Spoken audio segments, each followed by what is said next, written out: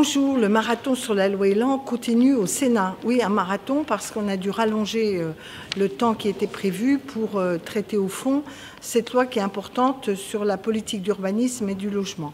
Alors nous n'avons pas encore fini. Je vous invite d'ailleurs à regarder le diaporama que j'ai mis sur la page Facebook pour pouvoir mieux comprendre les enjeux de cette loi. Et je vais vous faire un petit point sur l'état de nos votes.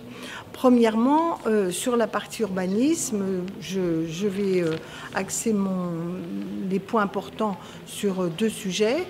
D'abord, la question du respect de la loi littorale qui a été, il faut bien dire, affaiblie puisqu'on va ouvrir des capacités d'urbanisme dans ce qu'on appelle les poches ou les dents creuses de la loi littorale. J'espère qu'en CMP, on reviendra à une vision extrêmement rigoureuse de cette loi littorale. Je me suis beaucoup impliquée dans le débat pour montrer qu'une fois qu'on mettait le petit doigt dans l'engrenage, l'essentiel pouvait y passer. C'est la première fois depuis cette loi qui date des années 1980, 80-82, qu'on met ce coup de canif gravissime sur cette loi littorale pourtant si précieuse pour préserver nos côtes et la qualité des abords de l'océan ou des mers ou même d'ailleurs des lacs puisque ce n'est pas simplement dans le littoral maritime. Deuxième sujet qui était important dans cette partie urbanisme-construction, c'était l'accessibilité aux handicapés. Le Sénat a amélioré le taux. Vous savez que maintenant, seulement 10% des logements devront être accessibles et les autres devront être adaptables. Le Sénat a monté ce 10% à 30%.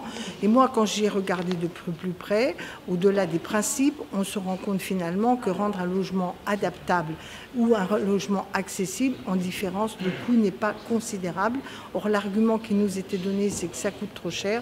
Franchement, je crois qu'il vaudrait mieux s'en tenir à des améliorations de forme, de détail, de l'obligation actuelle d'accessibilité de l'ensemble des logements neufs.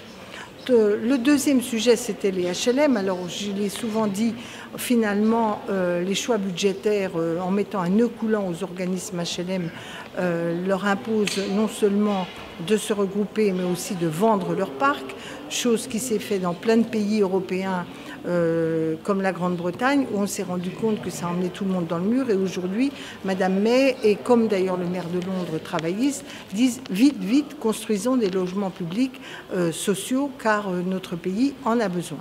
Alors sur cette vente HLM, le Sénat a été plutôt offensif pour éviter que ça se fasse contre les territoires en restaurant l'obligation de l'accord du maire et pas simplement un vague avis, et pour veiller au grain, parce que derrière cette vente du parc et ces regroupements d'organismes, c'est en fait un transfert financier qui s'opère des régions les plus pauvres vers qui n'auraient plus beaucoup de besoins, alors qu'il y en a toujours. Il faut rénover, il faut baisser les loyers, en direction des territoires les plus aisés, comme l'Île-de-France, qui ont certes besoin de construire, mais aussi ont les moyens d'accompagner leur construction. L'autre point, donc du côté des HLM, on peut dire que le Sénat a plutôt limité la casse. J'espère qu'il sera entendu à la CMP, notamment sur l'accord des maires. La troisième idée importante, c'est évidemment la question de l'application de la loi SRU. Et là, c'est moins le gouvernement que la majorité de droite du Sénat qui est en défaut, puisque depuis toujours, ils essaient de trouver 25 000 arguments techniques pour expliquer que l'obligation de 20 à 25% de logements sociaux dans les communes, c'est pas possible, il y a des tas de freins, etc. Une certaine souplesse avait été déjà votée par le précédent gouvernement en complément du fait qu'on passait de 20 à 25. Et là, évidemment, on ouvre toutes les voies d'exception. Alors, l'inventivité est considérable. Le gouvernement a plutôt tenu à tenir bon sur l'application de la loi SRU. Nous avons défendu des amendements qui contrecarraient ces volontés de l'affaiblir. Nous n'avons pas été entendus. Quand je dis nous, c'est l'ensemble des forces de gauche, que ce soit les communistes ou les socialistes. Et j'espère qu'à la CMP, c'est-à-dire au moment de l'accord entre le Parlement entre l'Assemblée et le Sénat, on arrivera à éviter cette mise en cause de la loi SRU dont l'abbé Pierre avait, chaque fois qu'elle était menacée, venait solennellement à l'Assemblée pour dire que ce n'était pas acceptable. L'autre sujet qui est là pour le coup une ouverture encore plus vers un libéralisme dans la gestion de l'immobilier, c'est les propositions qu'a fait le gouvernement du fameux bail mobilité, avec plus ou moins l'accord de la droite. Là aussi, les forces de gauche, on a tenté de s'opposer en disant qu'il y avait d'autres solutions pour répondre aux besoins des stagiaires, des gens en formation professionnelle, des apprentis, que de remettre en cause ou d'ouvrir une brèche dans les rapports locataires-bailleurs. Mais là aussi, la droite, depuis longtemps, considère que les locataires sont trop protégés et les bailleurs ne le sont pas assez. On le voit d'ailleurs dans toute la remise en cause des procédures de congé pour vente. Vous savez, ces ventes à la découpe, on fragilise les locataires pour faire de la spéculation financière. J'ai déposé de nombreux amendements dans cette direction, hélas, sans être réellement entendu. Dans la protection bailleurs-locataires, il y a évidemment la garantie des loyers et l'encadrement des loyers. Le gouvernement n'a pas voulu la consolider comme principe. Je regrette d'ailleurs qu'on lui ait laissé cette opportunité parce que le gouvernement Valls n'avait pas voulu mettre en place réellement cette régulation des loyers, fragilisant les communes comme Paris et Lille qui ont essayé de le faire. Alors le gouvernement restaure la possibilité de l'expérimentation. Nous, on a souhaité que ce soit la pérennisation. Et dans cette expérimentation, on met encore des critères supplémentaires que j'ai contestés, mais je n'ai pas été entendue.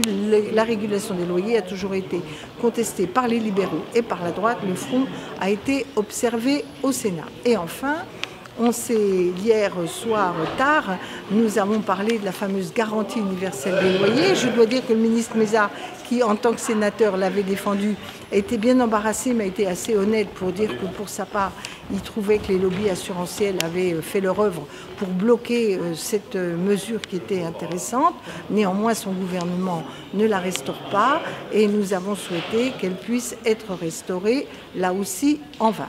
Donc nous sommes en train de poursuivre les débats.